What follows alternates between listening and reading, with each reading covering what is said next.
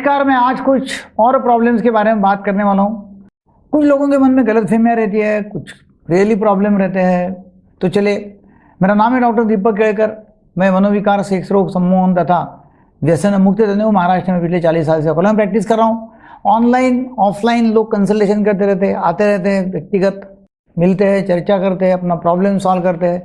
कुछ लोग audio call करते हैं, वीडियो कॉल्स करते हैं। तो इसमें ये एक व्यक्ति है जिसकी उम्र है 42 साल, गवर्नमेंट जॉब में है, और उनका प्रॉब्लम ऐसा था कि उनकी एक किडनी जो है, एक गुर्दा, एक किडनी खराब हो गई।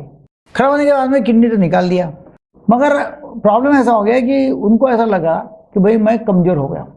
देखो, बिलीफ जो है ना, सबसे खतरनाक कार्यक्रम है बिलीफ का। एक थॉट आ जाता है, उसके ऊपर विश्वास करते और बिलीफ तैयार हो जाता है। किडनी गई, इसका मतलब मैं भी काम का नहीं रहा, मैं भी कमज़ोर हो गया। जैसा ये बिलीफ आ गया, उनका इरेक्शन आना ही बंद हो गया।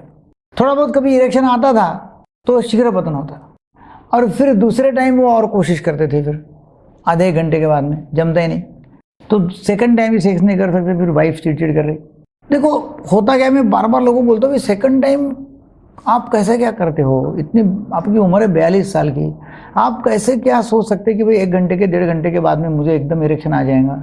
नहीं, पहले आता था। अरे वो पहले आता था, वो कब की बात थी? 18, 19, 20, 21 साल की, जब आपकी उम्र 20 साल की थी, तब सेकंड टाइम थर्ड टाइम कर सकते थे। अभी नहीं कर सकते। 42 साल की उम्र, एक बार खाना खाया तो दोबारा खाना 1 घंटे में खाते क्या? नहीं खाते। मगर अभी मुझे इनका बिलीफ ठीक करना पड़ा, और बिलीफ ठीक जब किया मैंने कि किडनी का और इरेक्शन का कोई प्रॉब्लम नहीं है, और इरेक्शन को और प्री मैच्योर इजैकुलेशन को दवाई दिया तो वो ठीक हो गए। ये हो गया एक। दूसरा, उम्र है 34 साल, इनका फाइनेंशियल प्रॉब्लम आ गया, बहुत बड़ा घाटा बिजनेस में आ गया, उसकी वजह से डिप्रेशन, और डिप्रेशन के बाद में चालू हो गई शीघ्र पतन की समस्या, जल्दी गिर जाना। उनके शब्द में बोलना है कि 3 मिनट के अंदर ही झड़ जाता है, सेक्स में रुचि नहीं आती है, और उस वजह से संतुष्टि नहीं मिलती है, मतलब ऑर्गेज़म नहीं होता। लिंग में तनाव आना ही बंद हो गया है। कभी कभी यही मेन समस्या होती है कि लिंग में तनाव ही नहीं आता, और दूसरे बार सेक्स करने के बाद पेन फील होता है। इसका मतलब दूसरी बार सेक्स कर रहे हैं मगर पेन फील हो रहा है, दर्द हो रहा है। इन्होंने लिखा है कि बीपी हमेशा लो रहती है, और पिछले 6 महीने में ये प्रॉब्लम है, पिछले 6 महीने से प्रॉब्लम है, और 6 महीने से टेंशन बहुत आ रहा है, और कम से कम 8-9 किलो वजन कम हुआ है टेंशन की वजह से। ओवर थिंकिंग इसके बारे में हो रही है, बार बार ओवर थिंकिंग हो रही है कि मैं कैसा हूँ, ठीक हूँ कि नहीं होगी, मेरा पैसे का प्रॉब्लम का कैसा हल हो जाएगा, फिर ये ठीक होगा नहीं होगा, अब तो मैं काम में से गया, अभी मैं आदमी नहीं रहा। ऐसे काफ़ी सारे निगेटिव थॉट्स आते रहते हैं, उलझे रहते हैं, और दिमाग फिर स्थिर नहीं रहता है। तो इनको नेचुरली काउंसलिंग और दवाइयाँ देने से ये अच्छे हो सकते हैं, अच्छे भी हो गए। फिर तीसरे जो है, इनकी उम्र है 40 साल की, और इनका भी ये प्रॉब्लम है कि शीघ्र पतन है 1 मिनट के अंदर, और लिंग में टाइटनेस नहीं आता है, और फिर इसके वजह से दोनों की पट नहीं रही है, और इनको भी बहुत प्रॉब्लम ये आ रहा है कि इसका कहीं तो भी बाहर है, मैं खुश नहीं कर पा रहा हूँ, तो बाहर ये अपने आप को खुश करके ले रही है, और फिर रोज़ झगड़े झंझट हो रहे हैं। उनको मैंने ये ठीक करने के लिए दवाई दिया, तो ये एक प्रॉब्लम था। फिर और एक है, इनकी उम्र है 22 साल की, और 22 साल की उम्र में होता क्या है कि आजकल लोगों को पॉर्न वीडियो देखने की बहुत आदत रहती है, पॉर्न देखते हैं। पोर्नोग्राफी में लिंग बहुत बड़े बड़े रहते हैं, क्योंकि वो एक्टर है, वो तो स्पेशली लोग लाए रहते हैं। फोटोग्राफी होती, शूटिंग होती बराबर, तो उसमें सब ड्रामेटिकली बताया जाता है। वो देखा उन्होंने, उनको लगा कि अपना लिंग छोटा है, जो देखते हैं पिक्चर में उससे भी छोटा है लिंग, और उनका दिमाग खराब हो गया फिर, और बहुत ही अपराधीपन की भावना आ गई। लोगों में जाना बंद कर दिया, कॉमन टॉयलेट जैसे मूत्री घर पब्लिक के, वहाँ जाना बंद कर दिया। जब लोग पेशाब कर रहे हैं वहाँ जाना बंद कर दिया, क्योंकि लोग देखेंगे तो अपना कैसा होगा। और इनको नाइट फॉल की शिकायत हो रही है, 2-3 दिन में एक बार नाइट फॉल होता है। तो ये नॉक्टर्नल इमिशन जो है, नाइट फॉल, तो इससे लोगों को लगता है कि अपना वजन कम हो रहा है, अपने को भूख नहीं लगती है, ऐसा उनको लगता है, और इसके वजह से ही अपने लिंग में टाइटनेस नहीं आता है, या उसके वजह से लिंग छोटा हो गया। तो उनको ज़रूरत है काउंसलिंग की कि नाइट फॉल ये नॉर्मल है, नॉर्मल है नाइट फॉल, उसमें क्या प्रॉब्लम है। और लिंग जो छोटा है, ऐसा बोलते हैं कि एक्चुअली लिंग छोटा रहता नहीं है। छोटा बोले तो 1 इंच से कम, इतना तो छोटा रहता नहीं है। और जिसका है उसको प्रॉब्लम डेफिनेटली है, मतलब उसका हार्मोनल ठीक नहीं है, हार्मोनल लेवल्स ठीक नहीं है। यूजुअली क्या होता है कि लिंग के ऊपर बहुत बड़ी फैट होती है, चर्बी, उसके अंदर लिंग दब जाता है, लोगों को लगता है कि लिंग छोटा है। और वहाँ आजू बाजू में बहुत बाल बड़े हुए रहते हैं, उसमें वो दब जाता है, उनको लगता है कि छोटा है। मेरा अलग एक वीडियो है छोटे लिंग के बारे में, वो देख लेना है, तो आपको ये लिंग छोटे का प्रॉब्लम आपका निकल सकता है। फिर ये है कि हस्तमैथुन की आदत है, और हस्तमैथुन कम से कम एक बार तो करते ही रहते हैं।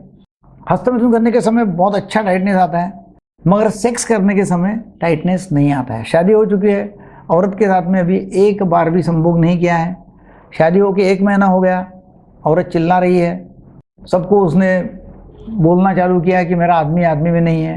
इनको मालूम है कि अपना इरेक्शन तो होता है, मास्टरबेशन में होता है, औरत के साथ में डर लगता है, तो उनको परफॉर्मेंस एंग्जाइटी है, और वो भी हमने काउंसलिंग करके उनकी परफॉर्मेंस एंग्जाइटी जो है उसको ठीक करवा दिया।